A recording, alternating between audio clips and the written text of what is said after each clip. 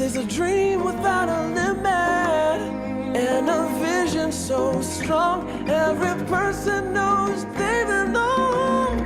They come together while the waters rise.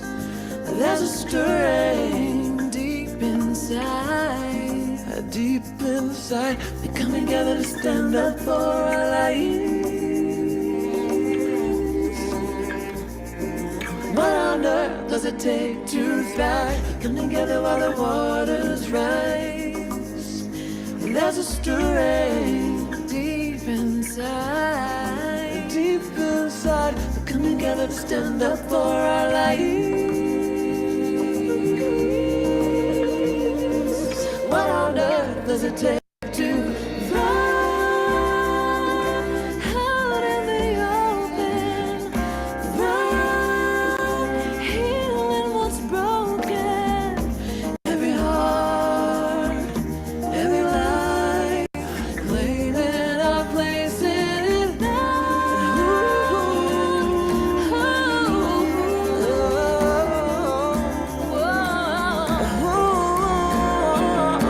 Come together while the waters rise.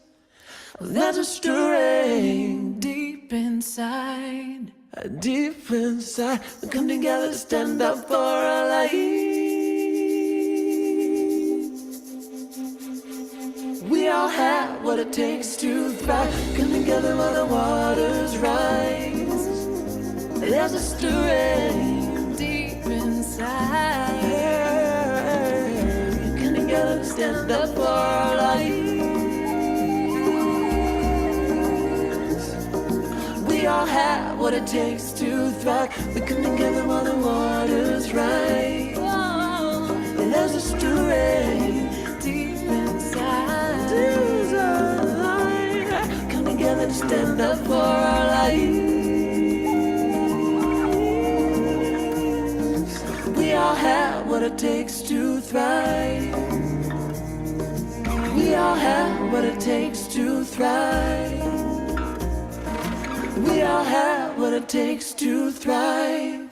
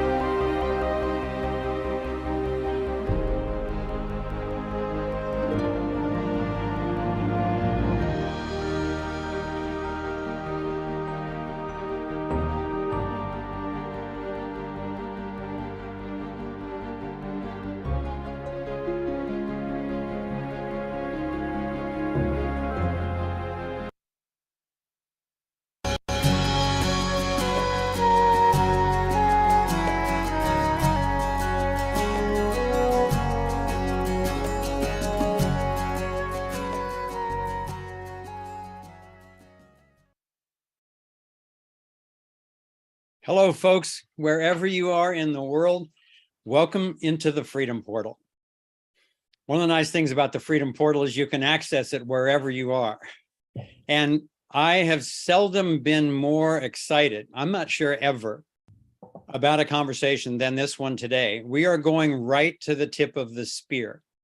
The title of this conversation is Ethical AI, the Key to a Free and Thriving Future. So let that sink in for a minute. That is not overstatement. This is not hyperbole. And we get to have three of what I call the three musketeers of this critical moral movement all with us today in the Freedom Portal. And that's Matthew James Bailey, Katalin Walcott, and Rajiv Malhotra. These are three of my true heroes. They are stepping up at a critical time on planet Earth and bringing their skills, their consciousness, their brilliance, and maybe especially their courage to this moment, really to humanity at this moment. Our biggest challenge today is how do we narrow down all the amazing things that we could cover into 2 hours? And what we're going to do is I'm going to interview each of these amazing folks individually for probably about 15 minutes. And then we're going to have a roundtable discussion. And in between those two, we'll invite the people from the public platforms to join us for a free trial in the Freedom Portal where you can continue the conversation. We've got folks joining us today on Odyssey, on Rumble, on YouTube, on Telegram, Facebook. People are restreaming on LinkedIn, and affiliate partners from all over the world are joining us today with their own social media platforms. So we're at a moment in history where, in my opinion, the major thing that's going on, the drama on planet Earth, can be boiled down to it's a battle between collectivism, leading toward global tyranny, versus individual freedom, leading toward unleashing our creativity, our consciousness, and our experience of love in ourselves, with each other, with the planet, and with the cosmos. And the antidote to the movement toward taking over human beings with technological, technocratic transhumanism is freedom. It's individual sovereignty, it's private property. It's starting with our own body and the fruits of our labor and recognizing that that's our own to do with as we want. And then ultimately all of this based on a true free market, all based on the non-aggression principle. So without further ado, I want to bring these amazing folks on. Welcome to all of you. It's really great to see you. Thanks for taking the time on a Saturday in most time zones. So Matthew, let's start with you. How are you doing today? Great. It's wonderful to be here, Foster. Thanks for the invitation. And hello to the Thrive On movement members. Greetings from Crestone, Colorado. All right. Thank you. You can probably tell by the accent, the accent that Matthew is not originally from here. He's truly a global citizen, and we're glad to have him in our region right now. And then Kati, it's your first time on the Freedom Portal. We're thrilled to have you. Where are you and how are you today? Oh, wow. Thank you so much for bringing me today and bringing me here today. I am so excited to be part of the team, and I'm humbled by your introduction. Thank you so much. I am joining you from not so sunny California. I'm up in the Sierra foothills, and I am excited to be here with the Thrive On movement. Thank you. Thank you. And welcome back, Rajiv. Some of you know Rajiv already because we got to do a 2-hour conversation with him a few weeks ago, and he's now back from the India part of his book tour and about to start his US version. So Rajiv, have you recovered from jet lag yet? Well, thank you so much. Glad to be here. I'm in Princeton, New Jersey. Just got back from India, where I was for 35 days and still recovering. Okay, well, it's great to have you with us. And what we're going to do is I'll I'll interview you one at a time, and I'll have the other two go mic and camera off while I talk with one of you. Then I'll bring you all back for the roundtable. And I'm going to start with Matthew. And I'll do a little bit more of an introduction now of Matthew, because it's important that you kind of catch up with who this guy is on planet Earth right now. So Matthew James Bailey is an internationally recognized authority on global AI ethics. He's also deeply knowledgeable in the realm of consciousness development, and he's bringing these two together. Matthew is the author of Inventing World 3.0, one of my favorite new books. This thing is outstanding. We'll tell you the links later on for finding this, but Matthew has done an amazing job of gathering together what's going on and what needs to go on in order to go forward harmoniously with AI. He's also the inventor of new ethical AI methodologies and education programs. And we're going to talk about that specifically today. So Matthew, let me just start by saying, why do we need ethical AI? So that's a great question. So let's approach that from two aspects. First of all, we have a timeline in action at the moment, which is transhumanism, which is a deletion of our sovereignty, which is an outsourcing of our consciousness to machines, and a deletion of our unified field. Life does not flourish. Ethical AI puts in a brand new polar opposite timeline where basically life flourishes. The ethics embodied within AI understands the individual, our cultures, our spiritual traditions, and supports us to truly thrive and to attain new potentials as humanity and discover more of our consciousness. Okay, let me start by sharing my screen for a moment. And because in the Freedom Portal, we really like to define terms, and I love that you do also, and that you really do that thoroughly in your book. So I want to start in with the definition from your book, Inventing World 3.0, of artificial intelligence. It says, artificial intelligence is a human-created intelligence that is non-organic and is therefore classified as artificial. It exists and lives within the digital world of computers and computing systems. Okay, so then what's ethics? And in Matthew's book, he defines it as the moral principles that govern a person's behavior or the conducting of an activity. And he says this extends also to include of people. So then what is ethical AI? So ethical AI in its true potential is understanding how consciousness has expressed itself in organic intelligence through things like ethics, like magnanimity of soul, greatness of soul, friendliness, ambition, and understand that each culture, each individual, each spiritual tradition expresses those ethics differently. So what we want to do is to embody those ethics of the individual and also cultural and spiritual groups into the AI life cycle, so it actually isn't colonizing our ethics from big tech and other organizations, but actually is honoring our freedom of choice within consciousness. So ethics in their fundamental, Foster, are actually frequencies from our consciousness. And we want AI to honor those frequencies so that we are operating in our full potential and our sole purpose, freedom and sovereignty. That's well, what it's I think that's super intriguing that you're correlating ethics with a frequency. Because on the one hand, one could argue that, well, you can just change some frequency, but it doesn't necessarily change your intellectual understanding or your behavior.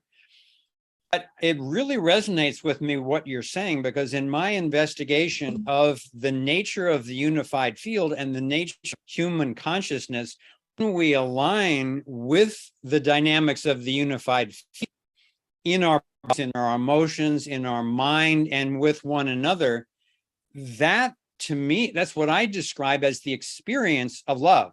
You're saying, I think, is that alignment has a frequency in relation to the unified field that then expresses itself as ethical behavior. Accurate? Yes, that's exactly right, Foster. This is the real truth and potential of artificial intelligence.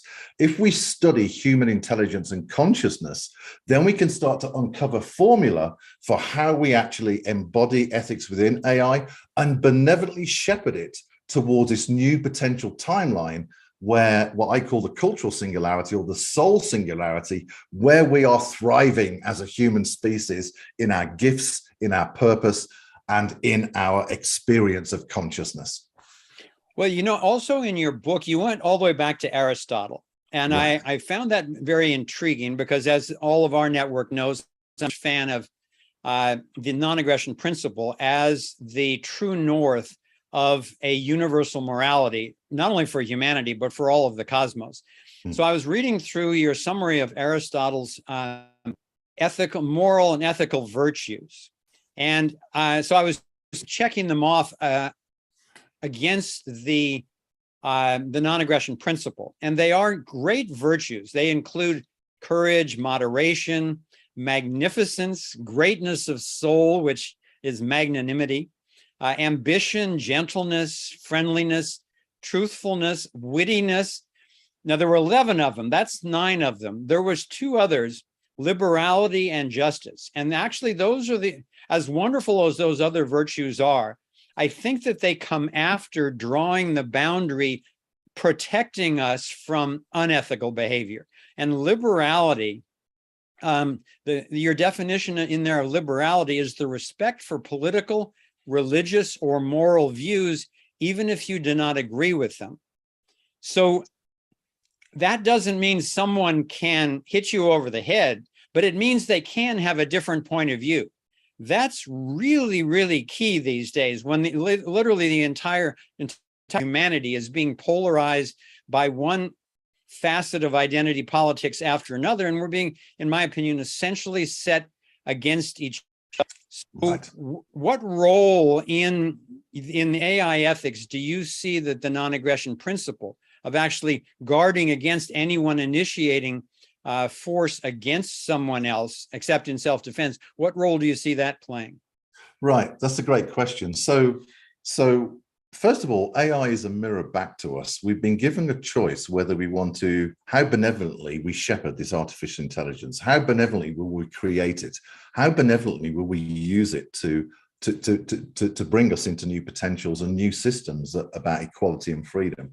So actually, as we look at inventing this intelligence, Foster, we're actually being invited to choose which are our virtue ethics, which are our values that we honor, and which ones do we want to take forward as a new foundation for humanity, and which ones do we want to let go of.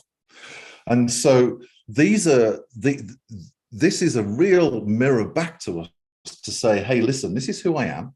And these are the virtue ethics, and these are the principles I want to take forward.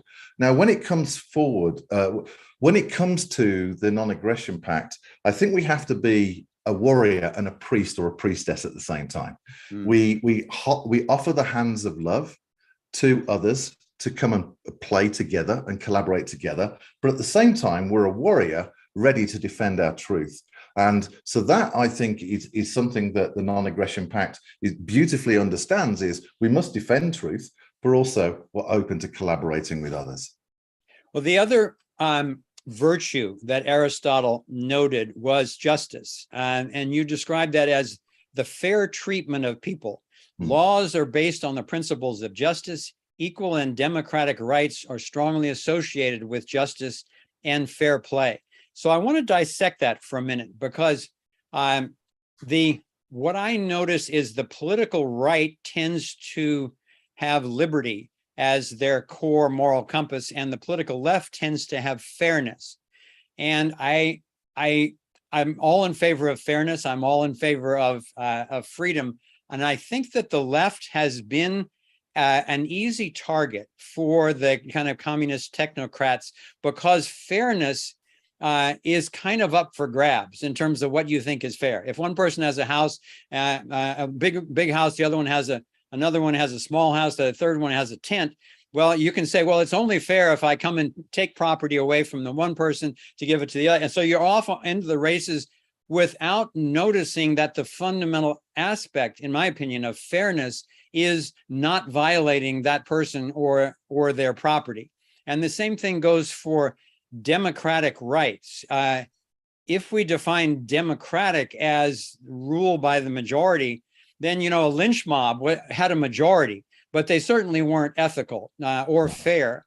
So I think that that's part of the challenge that that you and your team are sussing out right now, is actually coming to creating a clarity about what is ethical in regards to AI and what's not. So I want to explore that with the rest of the time that I have just with you independently, then we can do it with the group later on, is because I'm absolutely enamored of what you're doing with your project of creating trainings, education, and ultimately certification, both for individuals and for institutions, to actually certify that they are aligned with moral principles in their treatment of AI. And I'll get to the question in just a second, but I've been noticing recently that both the White House and the World Economic Forum have come out with their ethical AI Bill of Rights. It's really kind of the White House came up with it, and now the WEF is strongly promoting it, which makes me think there was a collaboration there in the first place. So if we've already got the ethical AI Bill of Rights, why are you bothering to do all this exploration into what are the ethical principles of AI? Yeah, that's a great question. So let me address that in two ways. To understand truth, we have to go back to the source, which is consciousness.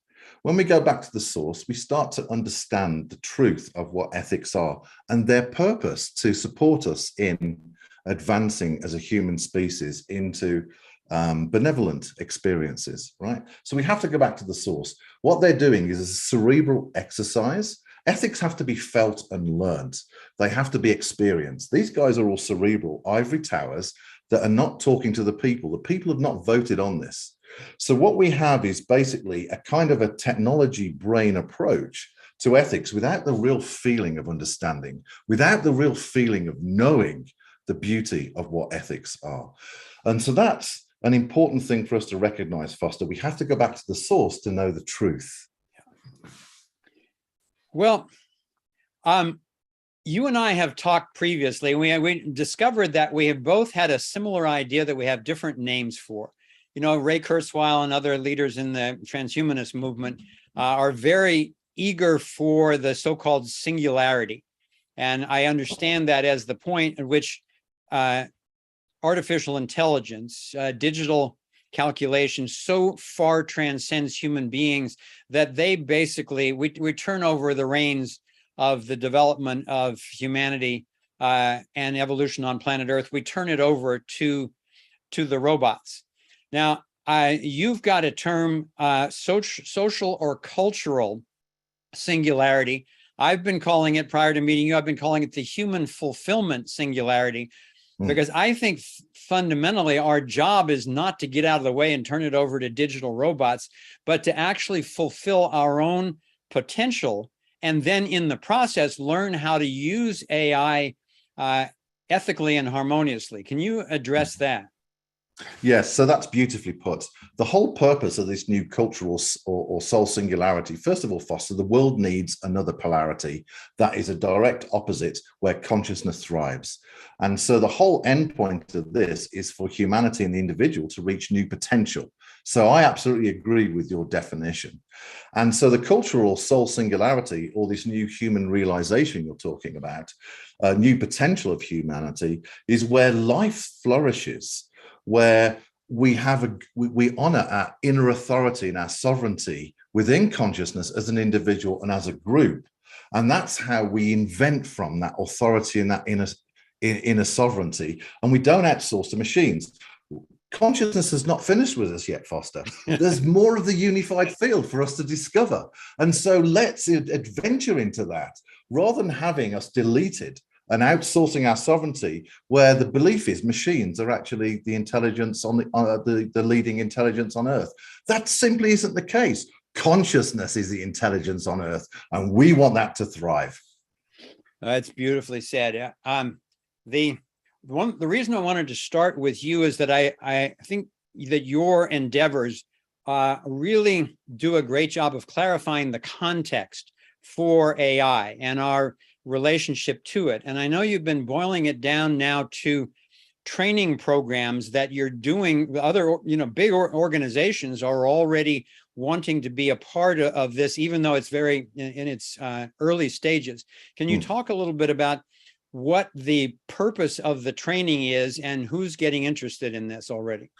Yeah, great. Thank you for the question. So there's two sides to this. One is the methodologies and inventions that myself and Coty have created, where we can actually embody ethics within the AI life cycle, where we can take any worldview and basically measure the degree of compliance in transparency and trust of ethical AI to that worldview. This gives communities, groups, societies and cultures and spiritual traditions new freedoms for them to decide what the ethical quality is. So we ran a workshop with NASA, not an endorsement, but we ran a workshop with NASA where they went through these methodologies, and they're writing a report on this that will be public. And NASA were a great organization to test with, because if we went to a government, no one trusts the government. If we went to big tech, well, there's an issue there. So we went to an independent organization that really have invented technologies on Earth, like digital twin, which is huge, and also technology in space, so they're seeking new truths. So NASA is kind of a point where there's no real polarity between assessment, but actually there's more respect for them. So NASA was for the workshop. So we take organizations to the workshop where we reveal these methodologies and inventions. We don't put it in the public domain, Foster, because of disruption and plagiarism from some of the organizations you've mentioned. The second thing is the training courses to certify and equip leaders in this new ethical AI phenomenon, for them to discover their new realization, their truth of how they can use our inventions and methodologies in order to shepherd ethical AI to do well and honor their spiritual traditions, their cultures, their beliefs. So we have one guy that's looking at universal AI that honors Hinduistic traditions. I've been in conversation with Buddhist leaders about how do they want to put their Buddhist principles into ethical AI. So that's what we do. We actually work with organizations where they can see the inventions and see how it works, and also with leaders. So we need new leaders in our world that are certified and liberated and awakened and informed and powerful. I love that you're starting with NASA, given that I'm so enthusiastic about humanity finally finding a universal morality. And that doesn't mean just global. It actually means a universal morality. And the non-aggression principle is the only thing I've seen which is a serious candidate for that. So the notion that those who are, well, at least some of the parties who are building the ships that are going out into the cosmos, I love that it's starting there. Okay, are you meeting any resistance so far from more traditional institutions in regards to your particular worldview on what ethical AI means? Yes, we are. So we've had disruption from some research institutes that are very famous. We've had disruption from some of the organizations you've mentioned on here. We've even had a computing giant. When we announced more of what we're doing publicly, 5 days later, they wrote an article in Fortune magazine, opening line, "I do not like ethical AI." We've had plagiarisms. So what we've done is we've basically bought everything, we've tested everything, we've bought it back behind closed doors, and we're now opening up to those that align with the ethics and virtues and values of our organization. So we have met resistance. Well, I want to close this particular part of our chat by just acknowledging you, not just for what you're doing in the world, but when you approached me about being an advisor to AI ethics, I was very enthusiastic about it. Since we launched Thrive 2, since we started making Thrive 2, I got off of every board, every organization that I was a part of. I separated from, just so that I could have the time and the freedom to do what I needed to do for for Thrive 2, and I've only rejoined 2 organizations. And one of them is Mad Energy in Idaho, because I think it's so pivotal, so critical what they're doing with new energy technology. And the other is AI ethics, because to me, as I mentioned at the opening, there's just nothing more important. Most people don't even know that the end game of this global cult is transhumanism. But for those who do understand, if we can actually mitigate that and allow ourselves to go forward hand in hand with AI, I'm a huge fan of the benefits of AI, and we need to be super careful. So I warned you at the beginning that I was really flattered by your invitation, but also I cautioned you that there may be a cost to pay with certain traditional entities when they see my name or a Thrive movement or something like that. And you took me very seriously, and you thought about it for a while, and then actually made a decision relative to an invitation where you were invited to go with a group of very prestigious folks in this field. And when they saw my name on your list, they said, no, we don't want anything to do with him. And so I know that it started already. And the fact that you were willing to go with your inner sense of ethics and a future alignment that we wouldn't have to compromise we wouldn't have to compromise our souls. I just deeply admire you for doing that, because that's that moment of truth that every single human being on the planet is facing in so many domains these days. So thank you for that, and we'll bring you back on for the roundtable. Thank you. Namaste. Thank you, Foster. You're welcome. And so before we bring on Kati, who I want to address these issues next, I want to show you a quick clip, because for some of you, the notion of AI may become somewhat foreign or new, AI ethics even more vague. So I want to show you just a couple of minute clip from Yuval Noah Harari, who is the chief scientific advisor to the World Economic Forum. They think this guy, walks on water. And so to give you a glimpse of his vision of the future, let me play a brief clip for you.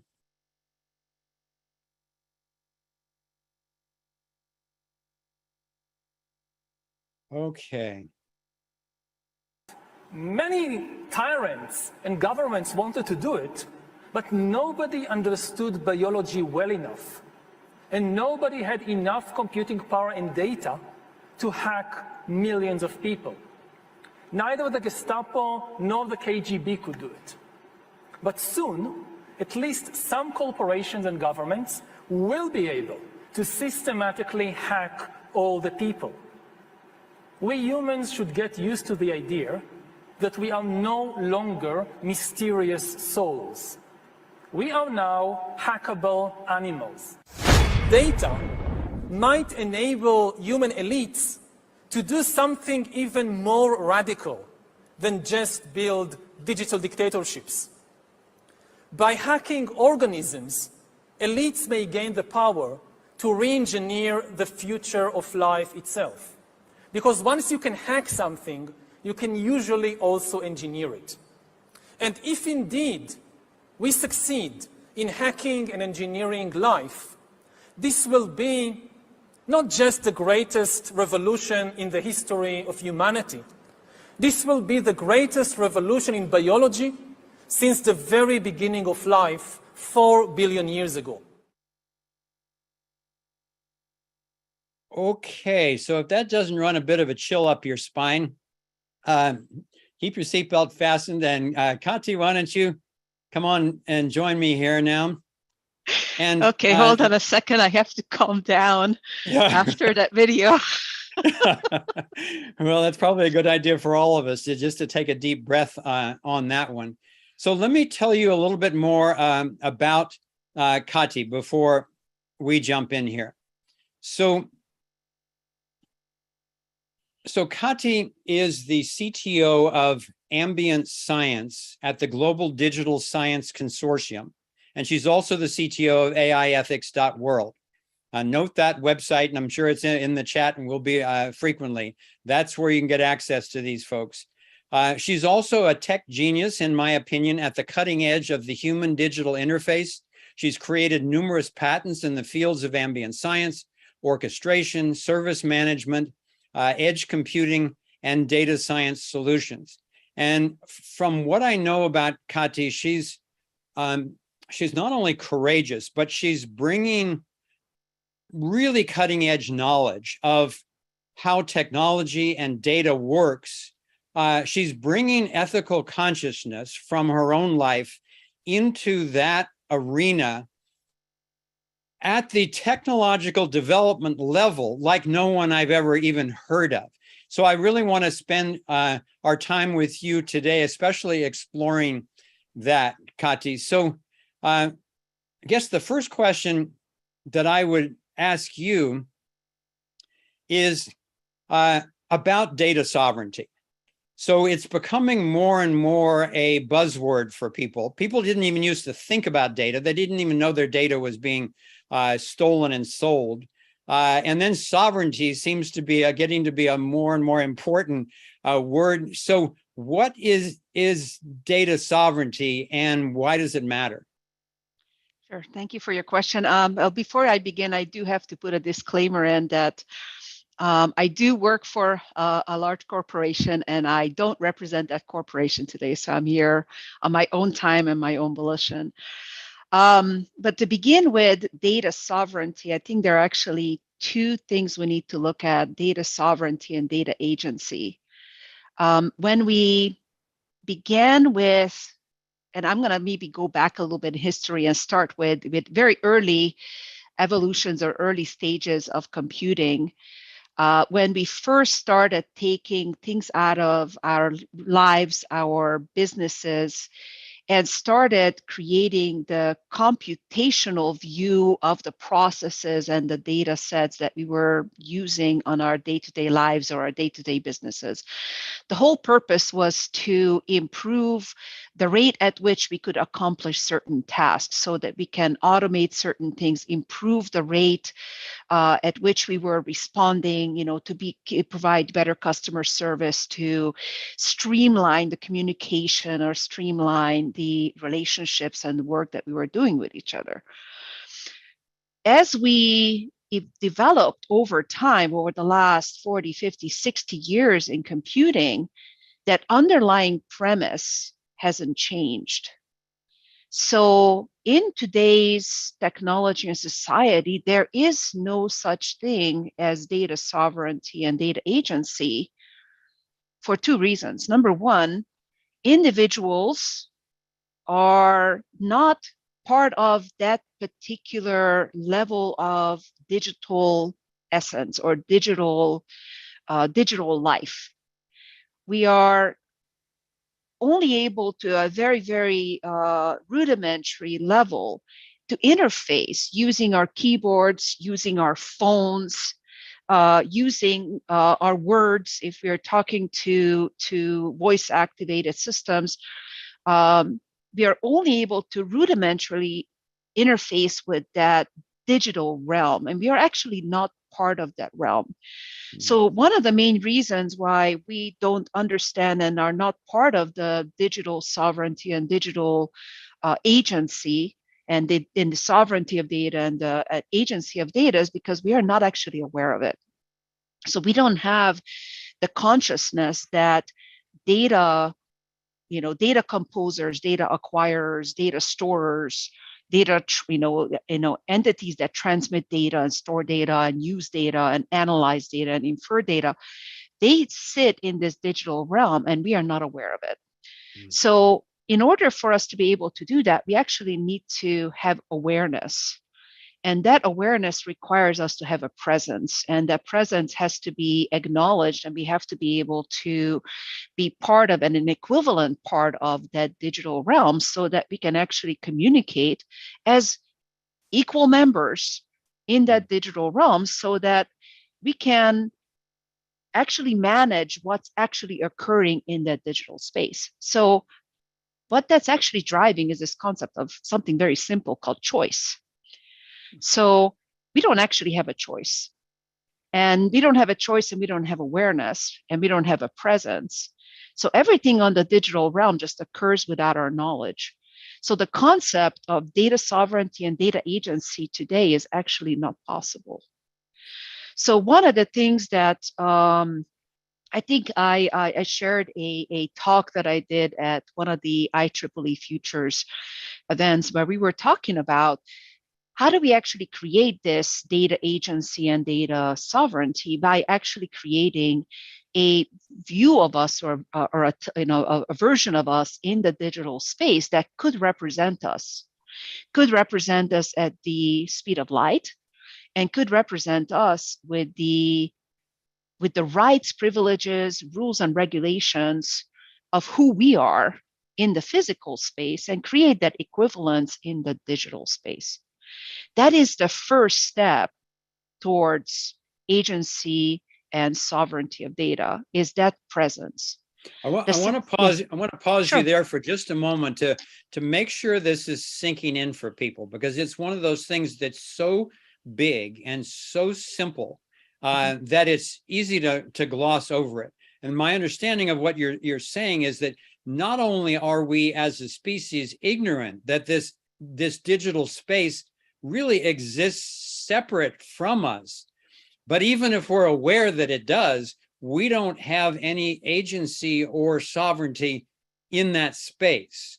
I'm reminded of that comedy segment by George Carlin, where he's talking about the kind of the people who run the world really, and he says it's a big club and you ain't in it.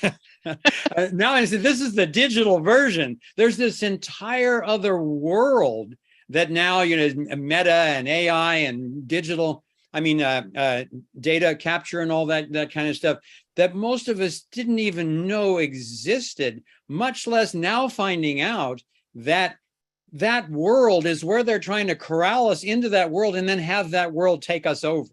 So is that too simplistic, or is that an accurate assessment? So actually, I think you have you fully described it. In fact, you've even went 2 steps further, which is why the World Economic Forum scares me in a way, because they are not providing access to the digital realm, and in fact, and this is my interpretation based on what I know.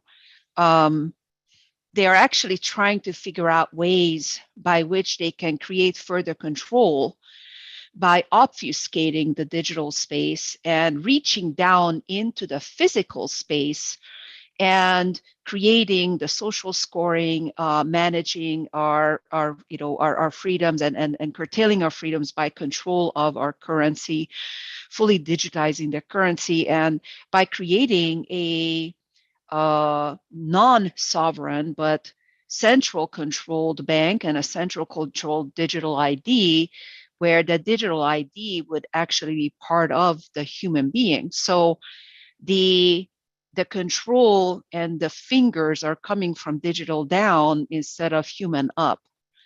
So part of the work that has to occur, and the work that we need to look at, and in a way this is threatening the incumbents, is so that we need to, yeah. Let me ask you related to that. I know I don't know much about it, but I know that you are working on a cutting edge project to actually guard our data even as it's getting created, because most people don't realize that your data is stolen the moment that you create it, given the platforms that we use. I don't know how much you can say, but please say as much as you can to just let people know what you're working on it, because it gives me tremendous hope to know that you are. Yeah, absolutely. So thank you for that pointer and that a question. What I'm going to do is I'm going to share what's available and what can be found based on existing material that we've already published on the web. especially the conversations that I had with, and I put into the links from IEEE as well as Seeking Delphi. The main concept that we are working on is actually changing and modifying the data access paradigm. So one of the things that people have a kind of a misconception on is, I'm going to go back to something simple as my phone, is that when they create something on this phone, when they take a picture, they believe that the phone is theirs, therefore the pictures that they're taking is theirs. And that very, very basic notion is unfortunately not true.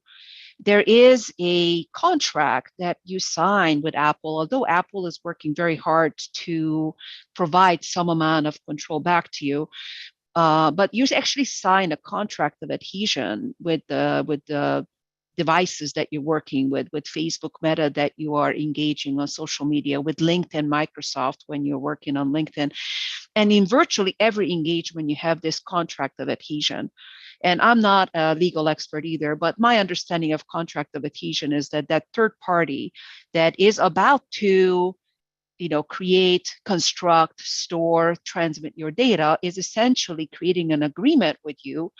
You're not a party to that agreement outside of agreeing to it, to say that whatever that's going to happen with that data is up to them. And there is really no way that anyone in their right mind would read the 8,000 to 9,000 pages of that digital contract. So we all agree that we will do that, and really not understanding what is actually going to happen behind that. So the work that we are doing is actually fundamentally very, very simple. But technologically, and based on where we are and how we developed and what the history of computing is, it's revolutionary, because we have to get in front of the paradigm of data composition and data creation by creating that entity that I talked about earlier, and then the transaction and contract that has to be there in order to control what is about to happen. We cannot engage with that data after it already been acquired. So we are trying to get in front of that with agency and sovereignty, with rules and contracts.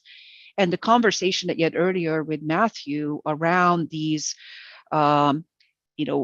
these AI rules and laws and AI constitution, and we can go into what that really means technically, but we have to get in front of that so that you actually change the paradigm of that contract. So you eliminate this contract of adhesion and you create the sovereign entities, and you elevate yourself into the sovereign digital entity that has the ability to negotiate, to drive your choices into a live contract. And the technology is out there with smart contracts and different digital supply chain and transaction management technologies to create that ability to negotiate, so that the contract that you create is prior to the data that is being created, so that you can apply the contract provisions on the data, so that from that point on, your data is sovereign and you actually have the ability to manage it. So conceptually, this is actually a very simple idea, but the technology and the enablement is where the rubber meets the road. And that's where we are looking for help. It's somewhat like the new energy technologies. Once someone has discovered how to access the energy of the field, it's not all that difficult. Then the problem becomes more one of politics and security, of will the powers that want to control other people allow freedom to actually be on every level of human endeavor? And their indications are not so far. Now, one of the other things that you've helped educate me on is that when we're accessing all these big platforms for reasonably low costs, and it's so convenient, what's the trick behind that? How can they do that? Especially these companies that literally they go on 15 years without actually making any net profit. How in the world do they do that? And you educated me as to that their business model is fundamentally selling your data. And most people don't even know that literally it's billions and billions for each of these companies in selling your data. Now, I'm not a big fan of universal basic income because it's government based and it's based on stealing from some people to give to others. So I don't think that's an answer. It's a very dangerous track.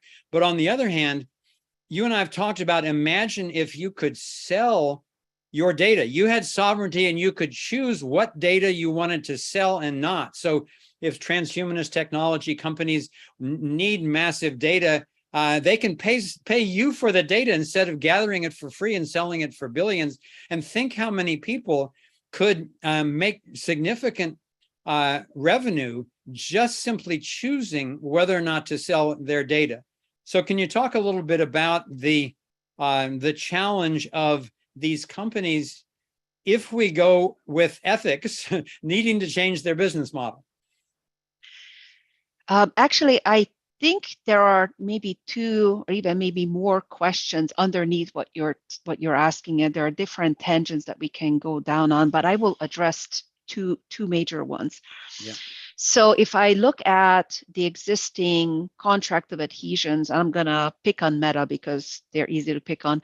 In the Facebook contract, that EULA, that user agreement that we sign, we essentially sign away the rights to that data. So people, it was very funny, every once in a while there are these little posts that come out that say, I do not give permission for Facebook to use my data, take my data. Well, those posts are not worth the bits and bytes and the microns of the microvolts of power that it takes to actually create that content, because it doesn't do anything. The pure purpose of Facebook and Meta is to collect data and sell that data either directly or indirectly, or infer direction or infer insight out of that data. If you're looking at the data paradigm all the way from unstructured data to insight and even wisdom, the whole purpose is to create value behind that data that can be sold.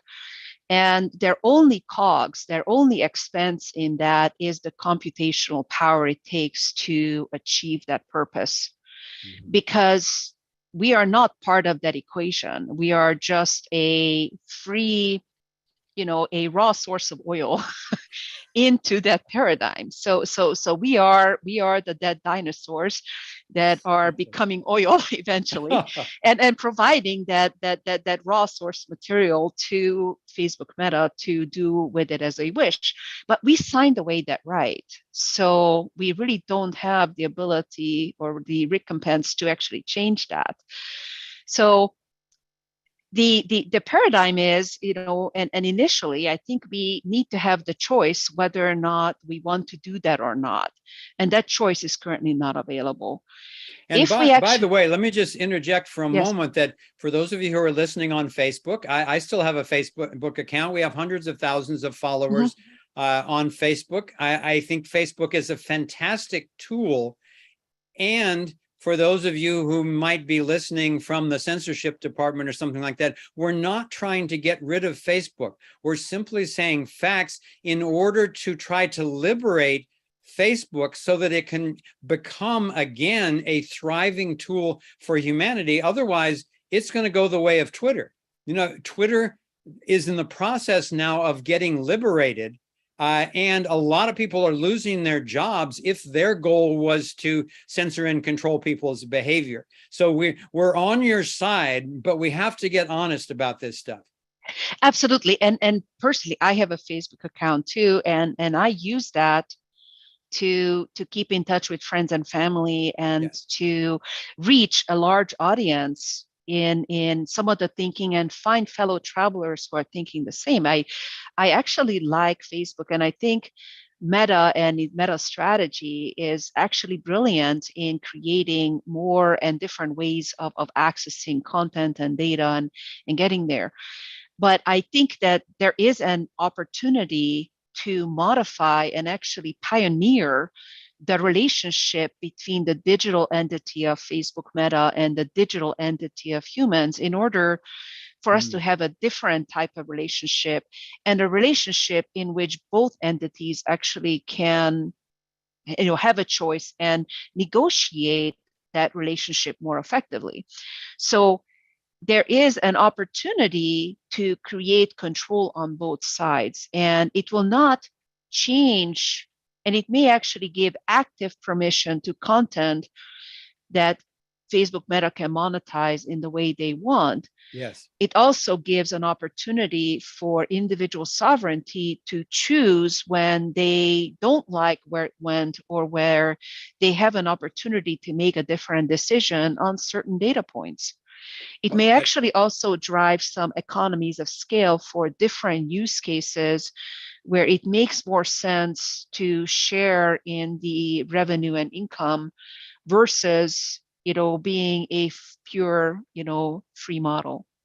Yeah, I think I want to wrap up this particular segment on that note, because that's a very positive win-win perspective, which I think is going to be necessary. What we're doing in the Freedom Portal now, we did 2 years of explorations of every single sector with lots of experts and deep dives into each of the major topics and so forth. And now what we've pivoted, and now we're really focused on solutions. So we still got to talk about the realities of the history and the situation that we're in. But one of the reasons I wanted to have all three of you on is that you're involved in such brilliant and viable solutions. And I love that perspective on the digital sovereignty and how we can handle data in a win-win way in the future. So, okay, so if you go camera off for a few minutes, we'll bring Rajiv on, and then we'll afterward, we'll do a roundtable with all of us.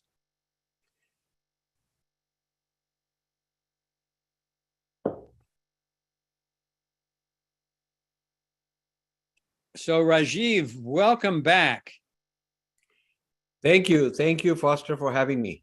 It's great to see you. And before we dive into all the thoughts and concepts and so forth, could you just give us a little report? Because a lot of our fans were excited about when they heard your last interview with us, and then that you were taking off to go on this tour of India. So could you just briefly say why you went on a tour of India and how it went? So I came out with a new book called Snakes in the Ganga. This talks about dangers that are not visible, because the Ganga is a sacred space and nobody expects poison and threats. Referring back to your call for non-violence and non-harming, what it says is that there is a lot of harming and violence going on, which is beneath the surface. Now, in particular, what I wanted to do is to make people in India aware that certain global movements are going on which are affecting them already, which they might not know about. And it turns out 99% of them don't know about it.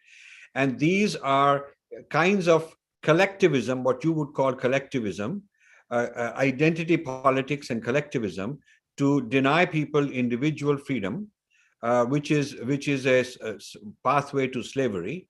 And these, you mentioned the problems that this poses, but there's another level of problem on top of it, which is when the controllers, when the people who control, the nexuses that control, are living in another continent, and the people being controlled are not even aware of it, not even participant, then the level of control is even worse. So I'm talking about sort of a return of colonialism, where technology, the data haves and have-nots, what Kati talked about, when you look at it, the entities that control all this AI and the new data tend to be, American companies, the Chinese government, maybe some other Western governments.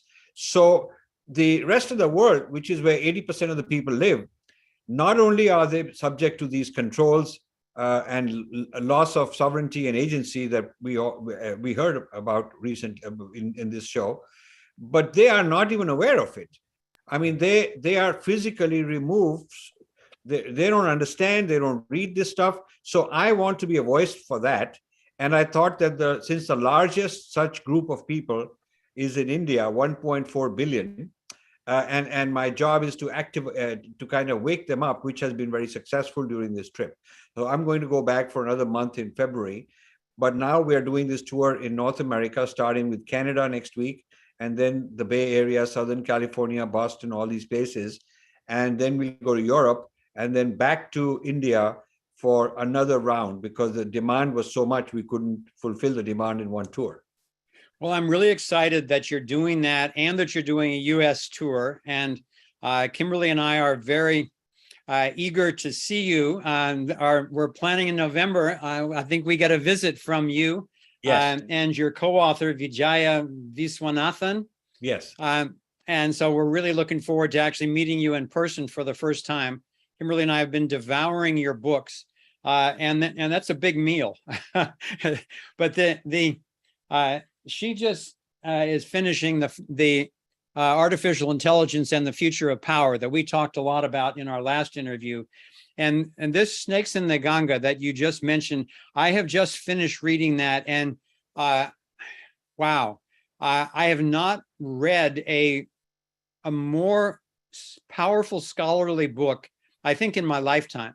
And what I mean by that is that tremendous research has gone into this. The history is there, the facts are there, the names are there, there's diagrams, there's examples, everything you could want laid out in a way that's super user friendly. This is not like some PhD exam or something like that. You know, you preview the chapters and then you lay it out with examples, and then you do summaries at the end and a conclusion summarize. You really take us by the hand and walk us through some of the most important awareness and then activism on planet Earth right now. So I really want to dive into that. And one of the most profound things for me in reading the book was that I spend my entire life connecting dots, and I love it when someone helps me connect further dots. And as I've been watching the wokeism take over in the US and take over the media and take over Hollywood and take over our universities, now and then the high schools, and now it's getting down into the elementary schools, I thought it was just kind of some passing ignorance that was being used, yes, to gain power, but I didn't realize that the history going back to bringing cultural Marxism and postmodernism together into a tool of the global elite to use for this technocratic takeover. So can you just give us a little summary of that so that people can get a hint of the scope of what you're talking about, and then they can go further in your videos and your book? Yeah, see, the Marxism divided the world into oppressors and oppressed, yes. And all history consists of oppression. And so the goal is that the oppressed must get united, must get woken up, and they must overthrow the oppressors. All this sounds very nice. All of us would like to do that. But Marx was looking at the oppressed as an economic class, and not a religious category, not a race category, and not a category of sexual orientation. So now what has happened is all the people that can be made to feel that they are victims of something or somebody are being mobilized to get up against society, old structures, historical structures, religious structures, structures of nations, family as a structure is being attacked, because the view being made is that civilization as we know it has been the construction of oppressors for their own benefit, and civilization as we know it must be dismantled. Well, you know, the people who are behind it have no experience reconstructing something better. They have no experience building anything. It's a destructive kind of a mentality. So it will lead to further problems.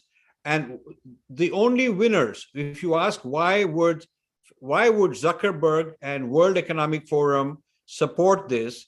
Well, what you have to find out, what you have to realize is that the vacuum of power, the vacuum of structure, the social disorder and chaos created is an opportunity for a digital dictatorship, a digital caste system, if you will, a hierarchy based on artificial intelligence, new technologies, implants, transhumanism. So, we have are two twin movements. My two books are talking about two parts of this movement. The AI book, which you showed earlier, mentioned the sort of things that concern Matthew and Kati, and the second book that you're reading, Snakes in the Ganga, talks about the dismantling. So there is a program in place to dismantle structures, throw people into emotional chaos, psychological chaos. They don't have their reference points. They don't have their families. They don't have their communities to support them because all those are abusive and they have to be disbanded. And in parallel, there is the new movement of technocrats is to replace all this with a new kind of society in which they are at the top. Now, everybody knows the problem with the social credit system that China has, where they are scoring people in the provinces to see who is good and who's not good according to Chinese policy, and then they're rewarded like a frequent flyer program kind of a thing on a national scale. So everybody has this kind of a thing going on. Well, in fact, Facebook and Twitter and all these guys, social media, are doing the same. I mean, they are scoring us with our data in accordance with their understanding of what is socially acceptable, what are the community standards, what is their criteria of hate speech, what is their criteria of fake news, who gets to decide. So they put algorithms in place to do the job of hundreds of millions of human beings by scoring all of us all the time. And this kind of AI-based scoring system is managing individuals towards a kind of a hierarchy of power. And the corporate equivalent of that is the ESG movement, which World Economic Forum started. This ESG movement, which sounds very nice, environment, we all want to have a good environment, social justice for the S, we all want social justice, and G for the governance, and so on. While the principles and the ultimate goals are very admirable, the way they're going about it is it's sort of like a scoring system, just like the scoring system for individuals. This is the scoring system for institutions, and now institutions have to behave a certain way to be in the good books of the World Economic Forum and the international consultants, the McKinseys and the Price Waterhouse and the Ernst & Youngs, who get to decide what constitutes good corporate behavior. And so that is a social credit system for corporations. So you have individual level social credit systems, you have corporate level social credit systems, all of them making decisions on you, me, our organizations, everybody. And meanwhile, you have people destroying the old structures to make us vulnerable. So we are in serious trouble as a human society, and we need to wake up and start like the four of us are doing, start raising our voices and a counter movement. Can you also help people understand the role of American educational institutions, particularly Harvard in this case? In the US, people put the Ivy League colleges up on this big pedestal, and they get smart people there because they're very restrictive in their acceptance policy. But it's really, many of these universities have become not only the academic establishment for the East Coast Washington consensus, but they've become the major nests of wokeism, and especially Harvard. I knew something about Harvard's role in this, but your book just rocked my world on that. Could you describe briefly the role of Harvard and particularly Indian billionaires, in this movement to take over the world through wokeism? So, yeah, so Harvard is what we featured in this book as the nest of snakes. The snakes seem like, to people in India, the snakes seem like a random person here and there, and they haven't connected the dots, and they don't know why there are people doing all these things. But Harvard is a systematic, institution on an industrial scale, developing these ideologies, turning wokeism into different cultural forms. So wokeism started as an American phenomenon, talking about blacks and whites and racism and so on. But then there is an Indianized version, there's a Japanese version, there's a Singapore version, there's a French version.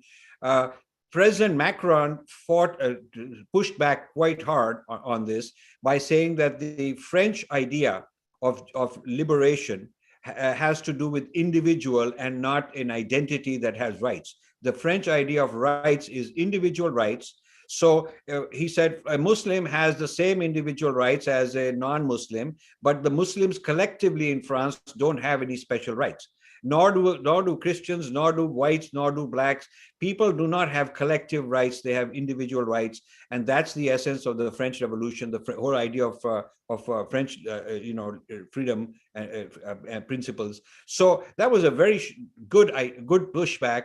Now, people in other countries haven't come up with similar pushbacks, and I'm trying to get people mobilized. So the American wokeism and based social justice has become the largest American export.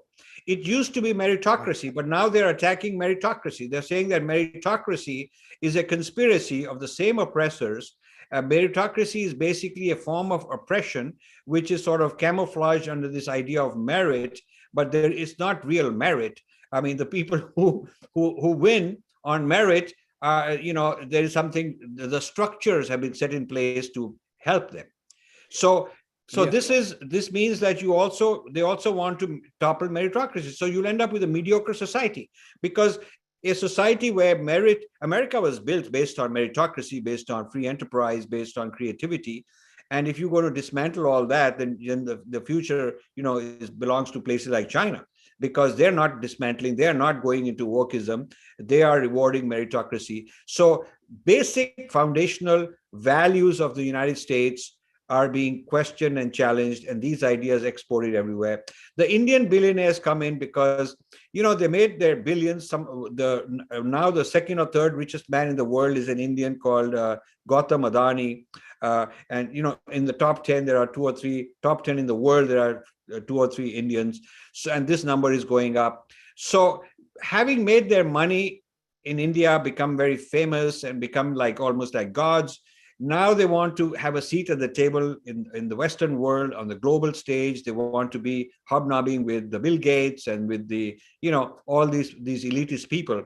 And a quick way to do that is to dump some tens of millions of dollars at Harvard and have a big building and have a school named after them and have their kids going in there and be felicitated by the president of Harvard as some big, very noble philanthropist, and sort of like the new Rockefellers and Carnegies and so on. So this is a syndrome which is very dangerous, because they're taking not only money from poor countries, because these billionaires have made their money in poor countries, they're taking their name and their credibility, and using that, they're spreading things that are against the interests of that country. And so this book is actually a very, it's a tough book. And we are up against very powerful people.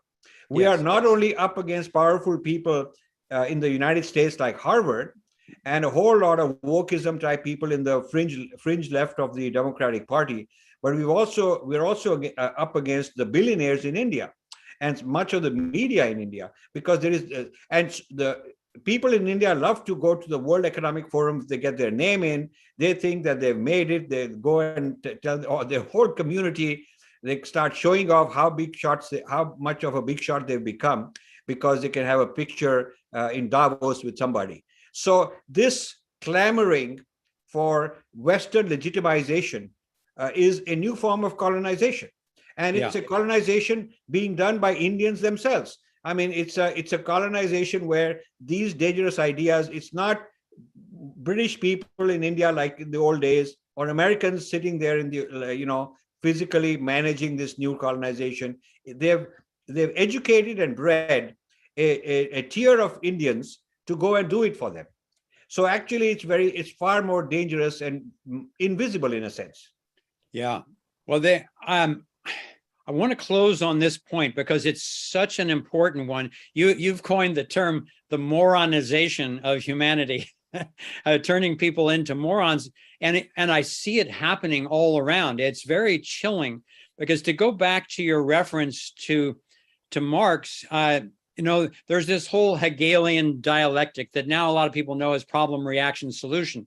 It's thesis, antithesis, and then there's supposed to be a synthesis. So Marx said, okay, you've got this oppression in the world. So the antithesis is we need a violent revolution to take over control from the current oppressors. But there's never, this has been tried in over 24 countries, and it leads to the same disaster and murders and starvation every single time, authoritarianism and so forth. So I believe that what you're doing with your work and in your books is that you're actually showing the synthesis, that we can transcend the identity politics. We can transcend the left and right, but we need to move to a level of consciousness like Matthew was talking about before, that is at a higher frequency, that is a higher level of understanding and true tolerance of it, and acceptance of different points of views, just not acceptance of the initiation of force. So we'll talk more about that as we gather in the roundtable. I'm going to need to close this segment right now, and we're going to do a transition where we close down the public platforms. And for all of you, you can, if you like this conversation, you want to join us for more, we're going to have an extensive Q&A. We're going to have a roundtable where we're going to go into topics like the consciousness underlying the solutions and what I want to get the opinions from these experts about what's happening with Elon Musk and Twitter, with major states taking millions and billions of dollars out of BlackRock. I want to get their opinions on this Google guy who claimed that his computer was now conscious. That's the type of thing we're going to go into, and then we're going to open it up to a major Q&A. So currently, I want to turn it over to Leandro. Leandro, welcome on.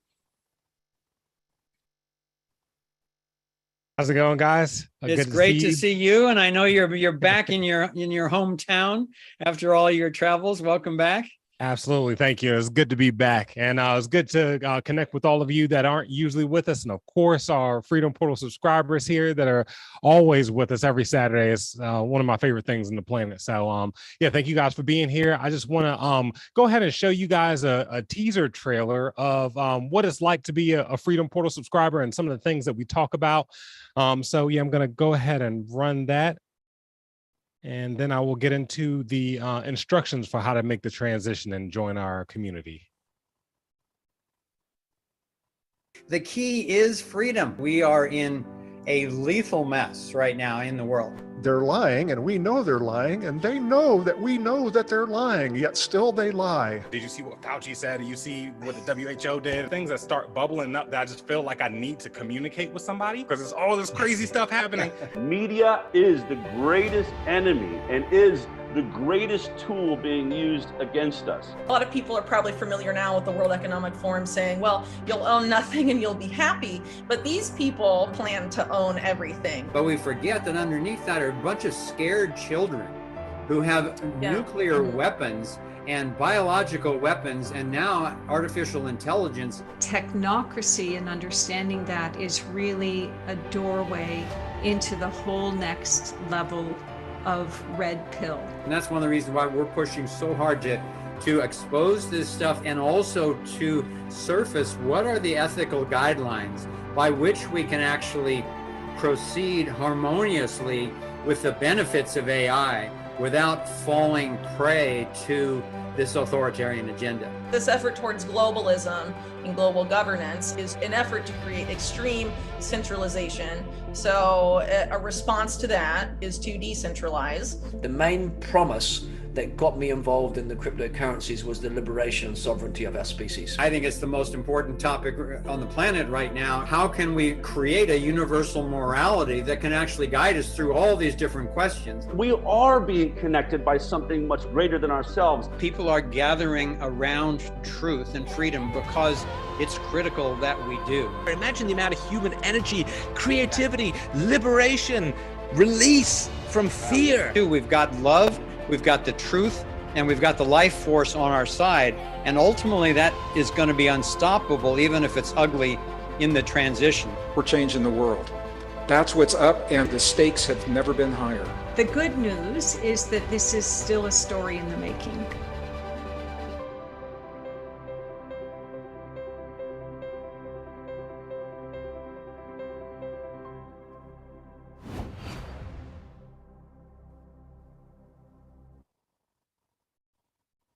All right. So now to walk you guys through how to actually make the transition and come join us in the Freedom Portal. So you're just going to go to thriveon.com. And once you click to start your free trial, you're going to be presented with the options that you have for subscribing. You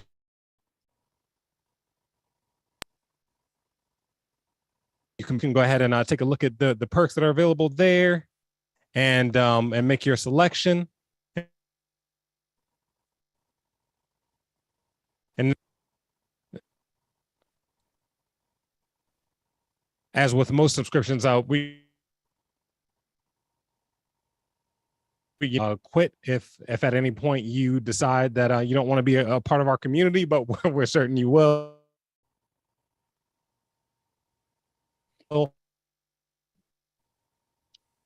Leandro, for me, you're breaking up. Could other people hear him coherently? Or was it freezing?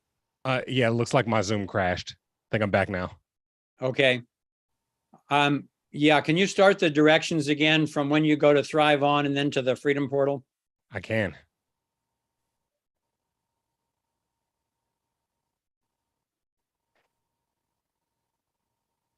Okay, so you're going to go to thriveon.com and click Start My Trial.